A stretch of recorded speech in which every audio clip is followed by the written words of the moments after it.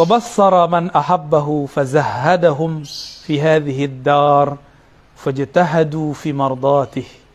Coba lihat uslubnya dahsyat sekali. Ini maqam murad semua. Muradin, ini kan tadi murad ya? Murad.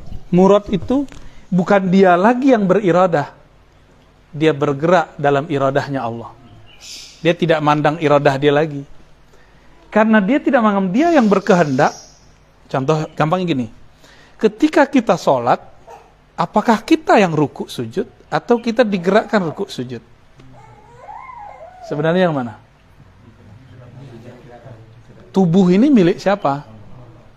Nah, ketika kita ruku, sujud, itu kan yang gerakin dia. Dan itulah hakikat jawaban hayya 'alas shalah. Hayya 'alas shalah, la haula wala quwwata illa billah. Tiada daya dan upaya untuk ruku, sujud, baca Fatihah kecuali. Nah, seharusnya seorang itu sudah wusul dulu dalam azan, baru dia takbir. Ini rahasianya kenapa takbir diulang di belakang. Allahu Akbar, pembuka hijab pertama. Yang kedua, hijab baqa namanya. Jadi hayya 'alas shalah itu membuka ke sana. Ya. Wa bassara, dan Allah membimbing pandangan man ahabbahu, siapa yang dia cintai. Tadi ijtaba, orang yang udah ijtaba jadi muqarrabin. Kalau jadi muqarrabin abrar, berarti dia kekasihnya Allah. Dan Allah akan membimbing kekasih-kekasihnya. Wa bassarahu man ahabba. Maksudnya, yang melihat bukan basar dia lagi. Kuntu sam'ul ladzi yubsiru bih. Yang melihat bukan dia lagi, akulah yang melihat. Yang memandang bukan dia lagi, akulah yang memandang. Jadi kiai itu nggak ada yang sakti cuma Allah. Mursyid tuh nggak ada yang bisa baca isi hati orang, dia dibacakan oleh Allah. Gitu. Jadi antum jangan kultuskan kiai mursyid, sama kayak kita semua, nggak aja beda. Bedanya kolbu dia langsung nerima sinyalnya dari Allah. Kalau antum kan pakai Telkomsel dulu, pakai XL apalagi Indosat. Sini ada Access juga. Ya, sebut semua biar nggak iklannya. Wa bassara man ahabba. Maka ada ungkapan ana man ahwa ana. Jadi orang kalau udah cinta, kehendak dia ya kehendak kekasihnya, kehendak kekasihnya kehendak dia.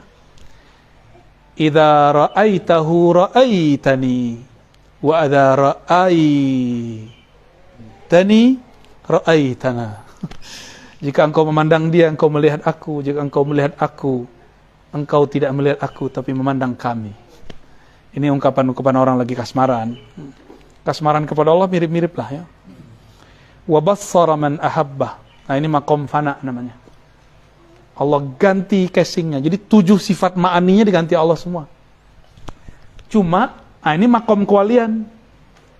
Kan 7 sifat ma'ani kan? Ma'nawiyah. Benar. Apa aja?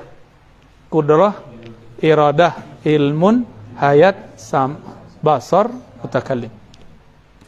Ada wali, dia kalau ceramah gak bisa. Berarti dia gak sampai di fana mutakallim. Kalam dia belum fana.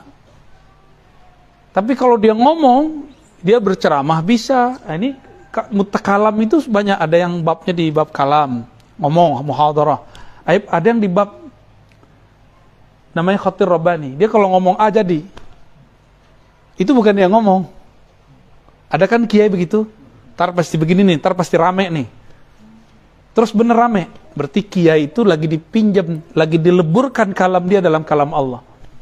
Itulah makom kewalian dia. Fana pada bab kalam.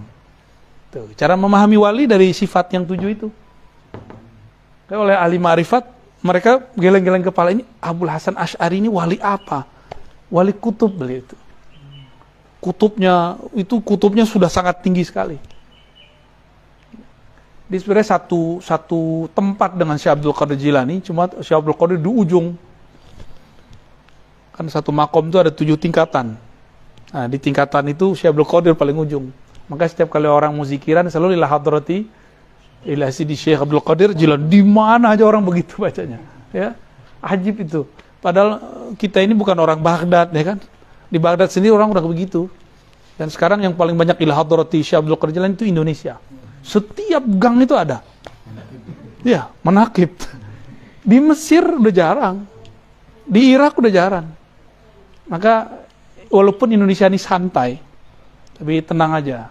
Energi ila hadrati itu udah ngalir dalam tubuh kita semua. Antum tenang aja, tinggal disetrum jadi. Kebangkitan Nahdah, bukan Nahdlatul Ulama Fuqaha, Nahdlatul Arifin nanti. Jadi ujung Nahdlatul Ulama itu harusnya Nahdlatul Arifin, jangan Nahdlatul Proyek ya. Proposal tuh kan, ente tahu kan? Oke, ada wali yang fananya di bab ilmu. Maka kalau dia ngomong, bukan dia, ini kayaknya nggak ada di kitab ini bukan kitab bumi ini. Kok dia bisa ngomong ini ya? Orang-orang pada bengong, kiai-kiai pada bingung, saya udah khatam kitab ini, tapi kok nggak menemukan apa yang dibaca di kitab yang sama? Berarti dia fana fi ilmillah. Baru terbersit di hati, dia jawab. Berarti dia sama. Ya. Paham di situ ya? Maka orang yang disebut wali kutub itu 7 sifat ma'ani dan ma'nawiyah itu lebur dia di dalamnya. Itu disebut wali kutub. Kalau nggak kutu kupret. Minum dulu. Santai. Jadi wali bukan orang bisa terbang, itu mah gampang, lebih sakti burung kali dari kita. Ya, sakti ya lebih hebat batu kali dari kita. Terbang semua. Lah ya salam. Kalau kayak gitu mending pakai meriam aja, mati langsung. Bukan itu yang disebut wali. Itu bagi wali bisa. Kalau Allah lagi takdirkan dia begitu, dia bisa ngambil jatah. Itu namanya fasilitas. Diizinkan, tapi nggak boleh sering-sering. Ya, kalau sering-sering nanti rusak sunatullah, kan sunatullah nggak boleh rusak. Wali itu nggak boleh sering-sering menunjukkan khariqul adah.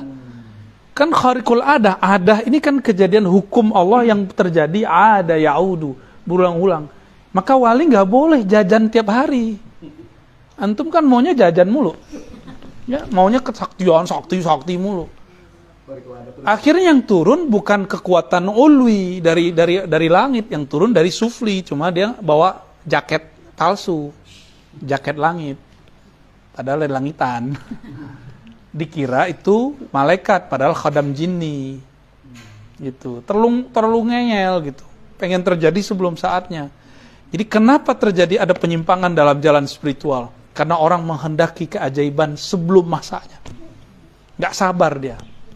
Kalau orang tarekat kan sabar, tenang, zikir satu-satu, ntar ganti lagi kurikulumnya, ganti lagi. Jadi telaten dikit-dikit. Kalau mau belajar sakti kan enggak, pakai jalur kegelapan, zulumat. Jalur pintas semua itu. Jalur pintas itu 2, ada jalur nur, ada jalur nar. Antum mau pilih yang mana? Kalau nur ada 2 lagi, ada taat, ada ma'rifat. Yang cepat itu namanya ma'rifat. Ma'rifatullah.